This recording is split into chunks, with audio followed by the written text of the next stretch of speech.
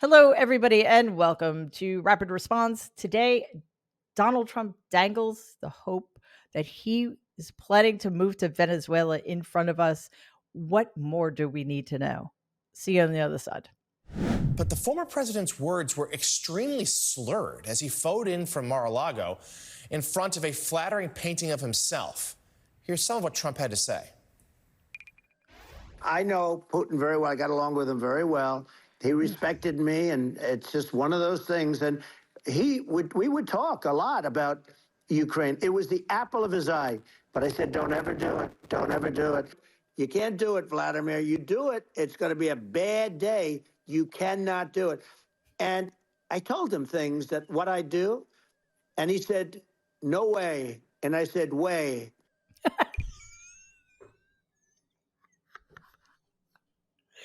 Oh my God. Oh my God.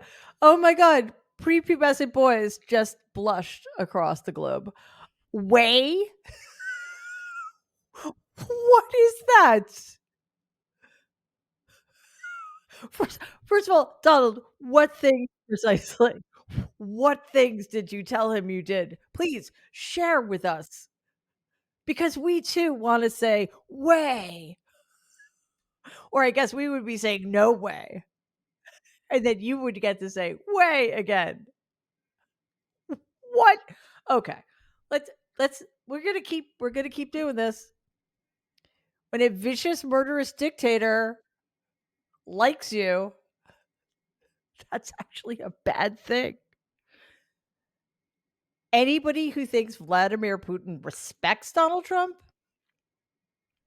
have you ever heard of the Brooklyn Bridge? It's not too far from me.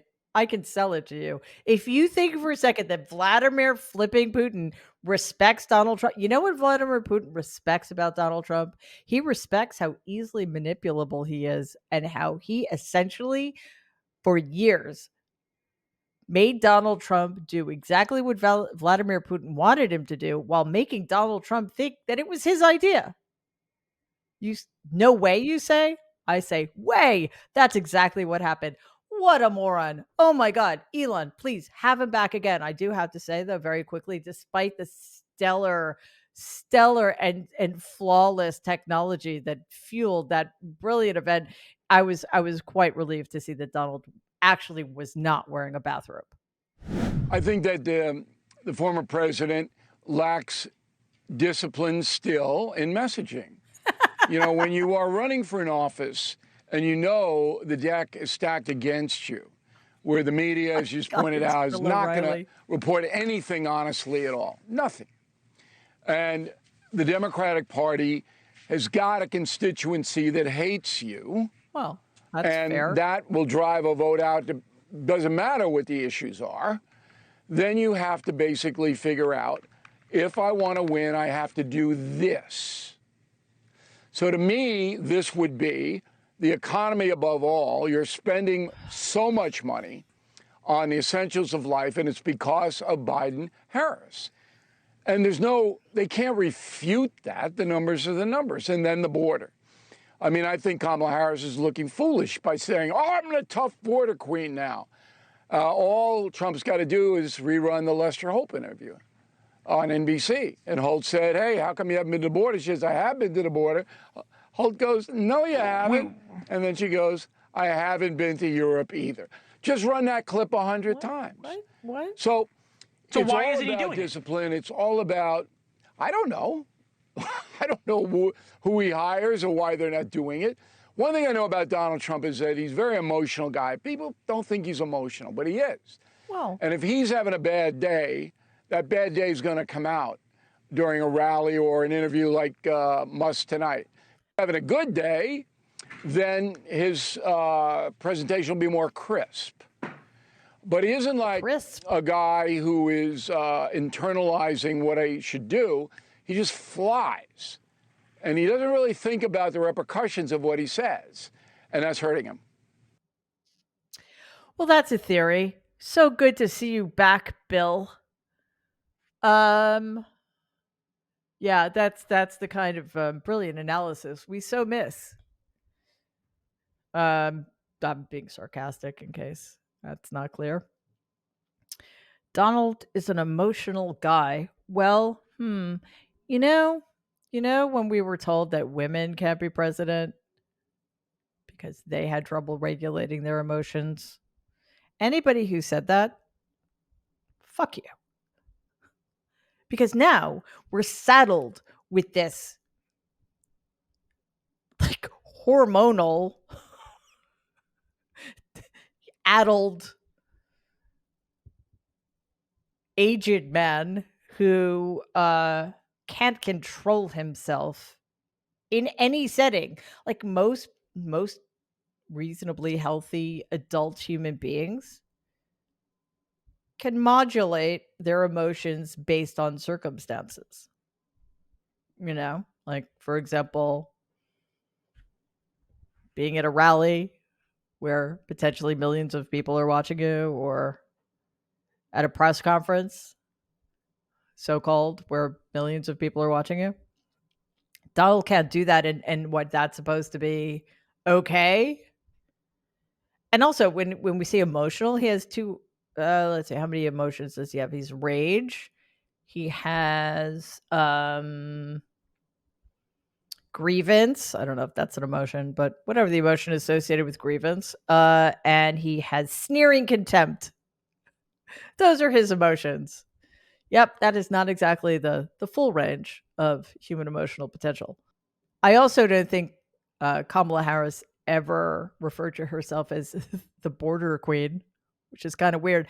And again, why is the border such a big flipping deal? Seriously, why? Why?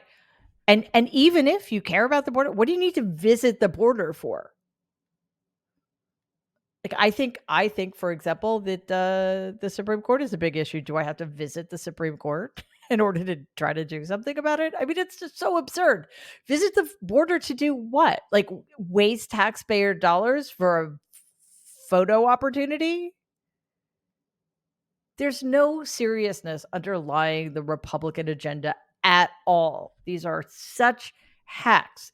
It's all about the superficial. It's all about gaining the upper hand by coming up with these stupid gotcha moments. I'm heartily sick of it. And what I will say though is if you're if you're digging to get to Bill O'Reilly to make the case for you, I'm not feeling so good about your chances. That is not what we call a deep bench. Before we get to the next clip, I have a quick favor to ask of you. If you haven't done so already, I'd really appreciate it if you could click the subscribe button. Our YouTube channel is so close to getting 100,000 subscribers, and it would be amazing if you could help us get there. Doesn't cost anything. It just means you'll be alerted every time new videos drop. Thank you so much. Do you what do you think about what's going on in Venezuela, the whole situation out there? Well, I know it very well, and Venezuela is right now being run by a dictator. We were enemies with Venezuela. Venezuela was going to collapse, and people could have gone back to Venezuela. They're in our country now. They've released tremendous numbers of criminals into our country. If you look at Caracas, it was known for being a very dangerous city, and now it's very safe. In fact, the next interview we'll do it in Caracas, Venezuela, because it's safer than many of our cities. Oh my God, that's fabulous. Stay there. Stay there. Problem solved. America, we're back. Donald Trump is taking one of his baby fascists and moving to Venezuela. Venezuela, he's yours. And again, I told you that crime rates all over the world are going way down, which makes sense. In fact, the next time what we'll do is if something happens with this election, which would be a horror show, we'll meet the next time in Venezuela because it'll be a far safer place to meet than our country. Okay, so we'll go, you and I will go, and we'll have a meeting and dinner in Venezuela because that's what's happening. Hi, Benny. I don't know who Benny is, but okay. He seems to be obsessed with Venezuela at the moment. I'm happy that he's making plans, although Merrick Garland, you might want to check on that. Might want to take his passport or alert the Secret Service that Donald is planning to flee the country. Or as they say in Fargo. Suspect is fleeing the jurisdiction. I mean, he's kind of telling us he loves dictators. Venezuela has a dictator now. That's why Caracas is so safe. That seems like a reasonable trade. I mean, and you know what? Maybe in Venezuela he'll be able to find a better periodontist. Elon Musk has sort of remade Twitter X as to a sort of a very Trump-friendly platform. He has endorsed him, and he said ahead of time, I'll be up asking softballs. I want to have a conversation. It's about vibes, and that's what we got last night. A vibe established there by Donald Trump standing in front of a portrait of himself as he, in tennis gear, as he did this 2-hour Twitter Spaces interview. But I think you hit on something important. Vibes do matter right now. I mean, and that might not be enough to carry one side or the other until Election Day. But right now, it is a stark difference, Gene Robinson, where we're seeing footage night after night of the vice president and her running mate having these raucous, joyful rallies. People are laughing. People are smiling. They're dancing to Beyonce before she takes the stage. Trump, on the other hand, is this. It was a 2 hours. I mean, he was a little more controlled in his rhetoric last night than he has been on the rally stage. At times, he seemed to sort of slur his words a little bit. But he, you could see here, there with the portrait behind him. But he painted a very dark, dystopic picture of America. Okay. He slurred his words a little bit, but we're just going to gloss right over that. I mean, really? Okay. Just in case you weren't aware, Donald Trump never looked like the person in that portrait. I don't know who painted that, but anyway, that's not important. So here's the burning question I have. Those were vibes?